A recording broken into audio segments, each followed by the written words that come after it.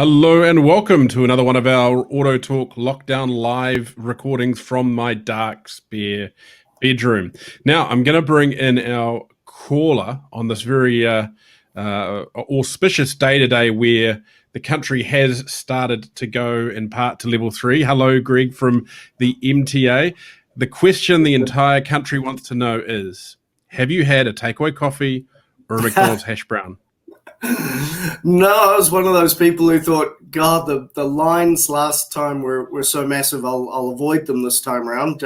Although actually, I must check with our CEO Craig Pomare. He said he'd be in line at the KFC at Johnsonville. So I don't know. He may still be there. I haven't actually seen him on the email today. So perhaps he's stuck in line. I think it's a sign of the times when I was listening to Radio New Zealand this morning, and they had reporters in, I think, 3 major cities keeping an eye on the McDonald's drive-through lines. Yeah. And I believe the information at the time, and this was about 9 o'clock this morning, was that it was a 10-minute wait at the Basin Reserve McDonald's in Wellington, but about a 2-minute wait in Christchurch. So, yeah. What are those peculiarities? That is, that's a sign of the times, I think you'd say, yeah.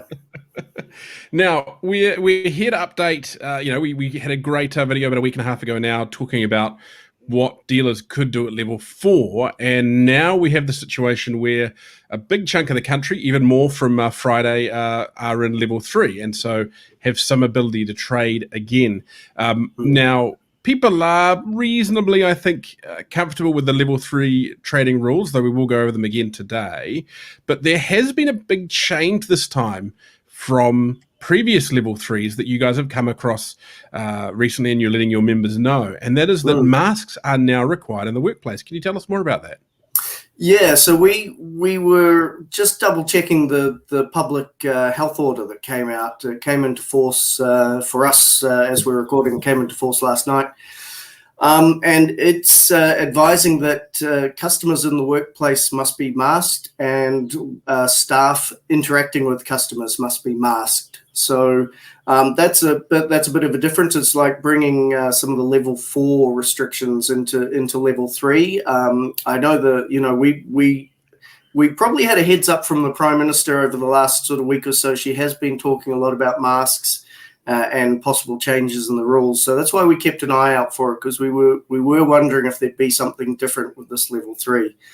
So it does seem that what we're saying to our members is, if you're interacting with the public, if there's any reason whatsoever for them to be on your premises, they need to be masked, and your staff member needs to be masked as well.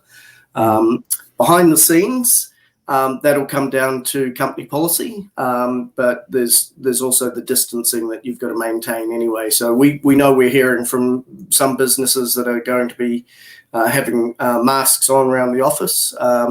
No one at MTA, there's not many people at MTA that need to go into our office, but we are asking the ones who are in there to wear a mask around the office, and they only take it off if they're at their desk, and when they're at their desk, they're quite distanced from anyone. So, yeah, the biggest change there seems to be more uses of masks even through level 3. So, for example, if you've got a service department and you've got a technician working on a vehicle, are they required to wear a mask, or are they allowed to be mask off? They're not required to wear a mask if they're not interacting with the public. If they're in their workspace and they're working away, what you can't have would be to have any of your other staff members come close to them. So you've got to maintain the, now I think it's still 1 meter, but, call that an absolute minimum. Just steer clear of each other. You might find that for your practices, you want to have masks on anyway. We know that we're dealing with this Delta variant, which is a lot more transmissible, and it gets around. And it, just for sheer comfort and safety's sake, you may want to have masks on through that period. But it comes down to also, is that comfortable, and is that safe for your employees to have their masks on through that period. Okay. So now if we go back to kind of the start of what level 3 means, it's not a lot of talk about level 3 freedom. It's not really freedom, especially even in a business sense. You can't technically fully open your dealership as such. It's appointment only, and that includes for both sales and service, and all business must be done in a contactless way. Is that correct?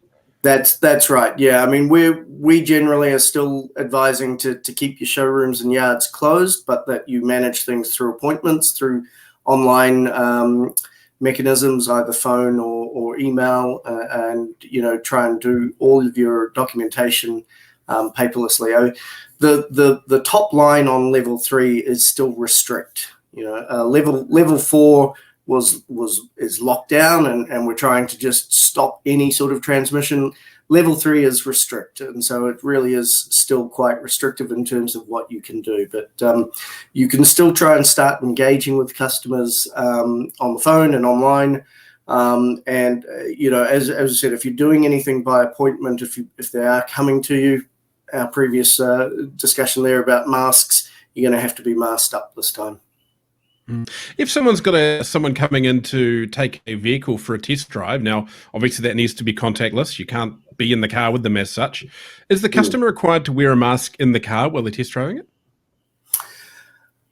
That's a very good question, and it's one that I certainly hadn't considered as yet. I would say that it's up to you. I think if you're more comfortable with asking the customer to wear a mask, you can certainly make that a condition of the test drive. They are technically, I guess, in public, and they're still in your product. So in that sense, if you're wandering around the supermarket masked up, and you pick a can of beans up off the shelf, now you're not supposed to be touching stuff on the shelf, but you pick one up, you're still masked up. You're doing as much as possible to keep things clean there. So I would probably suggest that you ask customers to be masked, because when that car comes back, you're going to need to be giving it a good clean down anyway, and it just really helps to be sure that there's been as little transmission as possible if the customer's been masked up. I guess WorkSafe would call it a workplace or a premises. Yeah, it's a good question. Yeah, it's a product and it's a commodity, but it's also large enough to fit a person into. So yeah, it could very well be a workspace. I guess for a lot of these things, there is often not a direct hard line answer on it. It's more around interpretation, more around fitting within the best will of the process. I guess. Are there any other tips you have for dealers, both on a retail and a service side, that they really need to be taking into account when they are reopening? Are there any other best practices you would suggest they be looking at? Well, as you sort of said, it's restricting the amount of contact. You're trying not to be in contact. So you'd really want to be looking at how you can get your documentation done online. Can you work with your finance providers to make sure you've got online application processes? Sending documents to be signed over either over email or there's lots of document signing services out there now that make life quite simple for that sort of thing. Really it's that common sense thing of try and limit the amount of surface areas that people can touch, limit the number of people in spaces, limit contact with people, and just keep cleaning everything. I mean, I think it's funny. It's been a long time since we've really just kept that mantra up of clean, clean, clean. I mean, we've all. I think you still see a lot of people. I still do it quite often with the hand sanitizers when you go into a new place. You want to be keeping that cleaning up, and obviously, if you've had people touching your cars, you need to make sure they're being cleaned. Now, the restrictions on who you can serve are gone now. There is no restriction that you can only serve essential services in level 3 areas. Is that correct?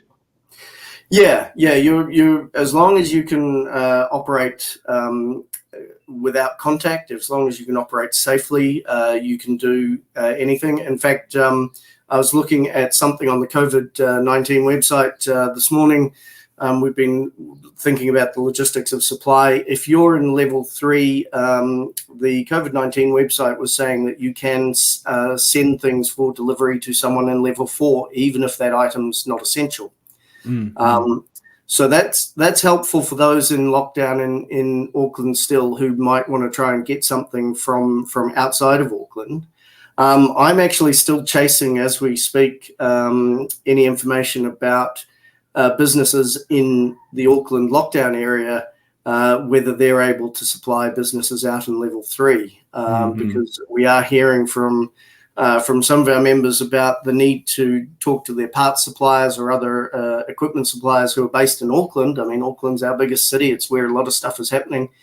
And while it's great that the rest of the country has come out into level 3, now some of those businesses will be looking around and saying, hang on, I need to get this from Auckland. Can I get it? It's not essential, but I need it now to operate.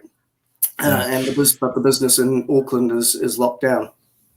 We've spoken here at AutoTalk to a number of the vehicle distributors with their parts operations, and it seems to be generally a lot of them are taking a pragmatic position on it.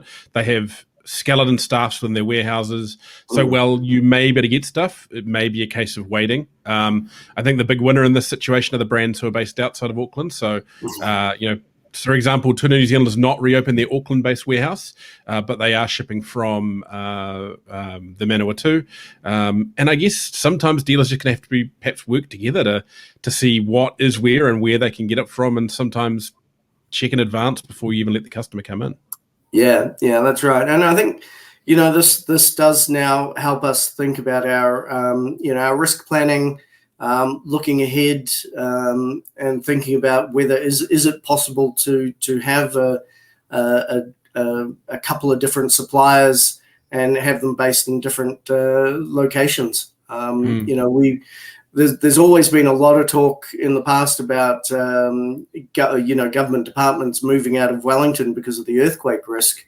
In this situation with Auckland, the concentration of businesses there, we're now running into a similar sort of risk, which is Auckland's locked down, can't get things out. How do I rejig my supply line? So looking ahead, there's always the possibility there may be more lockdowns, and so you might want to start thinking about where your supply lines are. Yeah. Fantastic. Look, that's great. I mean, I guess the key thing now is just seeing how long Auckland is at level 4 for before they can go to level 3. And of course, there'll be a review, I believe, in about a week's time as to whether the rest of the country can go through to level 2, which opens up. I wouldn't say it's completely back to normal trading, but it's almost there in the scheme of things. Yeah, so the rest of the country, we've got about a week in level 3 before we find out if we can go down further. I believe Auckland's got 2 weeks more of level 4, and you'd have to think the way this has been working previously, Auckland will probably be facing 2 weeks of level 3 after that. That'll take us through to the end of September. So it could be October before Auckland's really loosened up into level 2. But again, the government's sort of keeping an eye on the data. The number of cases was up from yesterday, but that was down from the day before. So things are in flux still at the moment. And I think we are looking at least another 2 to 3 weeks of uncertainty. Thankfully, there is of course support out there. So if you haven't already watched it, then don't forget to jump on I'll actually put a link in the bottom of this video. We've got a great video with Lani Fogelberg where she explains the various financial support options available to both dealers and workshops alike, amongst other businesses in the market. So look, thanks for that chat today, Greg. Great that people can get back trading in some way, get some money in the door, get some of their people back to work. So thanks so much for joining us. Good talking to you. Yep, please don't forget to like and subscribe this video, and we'll keep bringing them through this lockdown, even if it is slightly less lockdown for some of us. And we'll let you get off, Greg, and try and get that hash brown and coffee. Yeah. Thanks, mate. Alrighty, see you later.